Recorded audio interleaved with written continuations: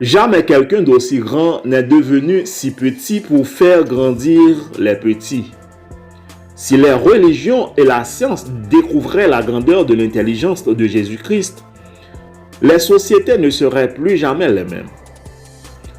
Venez, mes chers amis, et analysons l'un des plus beaux passages de sa vie.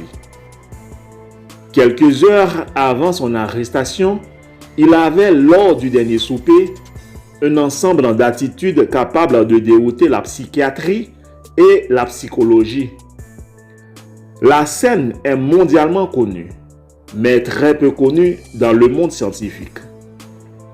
Au moment de mourir, il lui faudrait rapidement enseigner les plus belles leçons de l'intelligence, comme l'art de la solidarité, la capacité à se mettre à la place de l'autre, le respect de la vie. Théoriquement, il faudrait des années pour accomplir cette tâche pédagogique. Puis, sans dire un mot, le maître prit un bol d'eau et une serviette et commença à laver les pieds de ses disciples qui lui donnaient tant de maux de tête. Son attitude est tout simplement incroyable. Jésus était au sommet de sa renommée. Les foules voulaient le voir. Les disciples l'ont placé à un niveau infiniment plus élevé que celui de l'empereur Tibère César qui dirigeait Rome.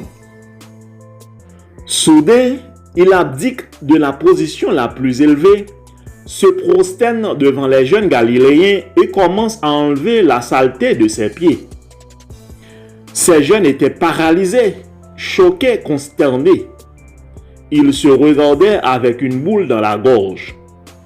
Ils ne savaient pas quoi dire.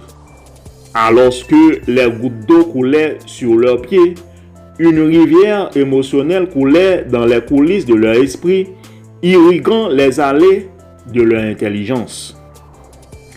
Le maître des maîtres a vaincu l'impossible.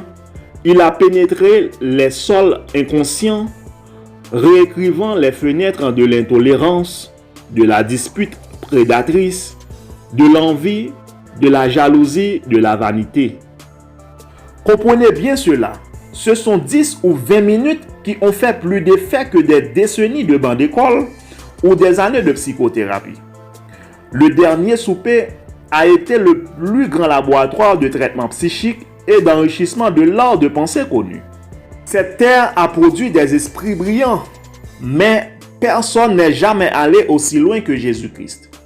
Il était le maître des maîtres.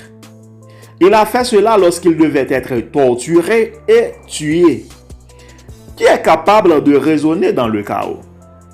Après avoir pris cette attitude, il a dit que dans son royaume, les relations seraient complètement différentes de celles qui existent dans la société. Le plus grand n'est pas celui qui domine, qui a le plus de pouvoir politique ou financier, mais celui qui sert. Pour lui, seul celui qui abdique l'autorité en est digne.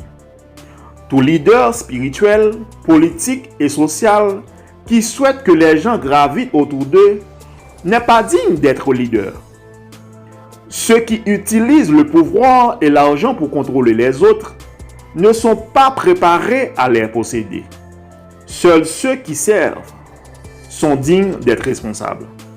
En fin de compte, le maître de la vie était fidèle à ses paroles.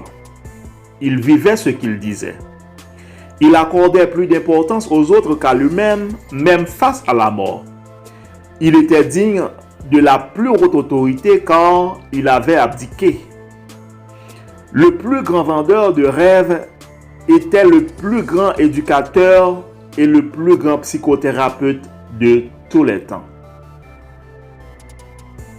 Enfin, je dis un très grand merci à tous les internautes qui ont été accrochés à moi jusqu'à la fin de cette vidéo.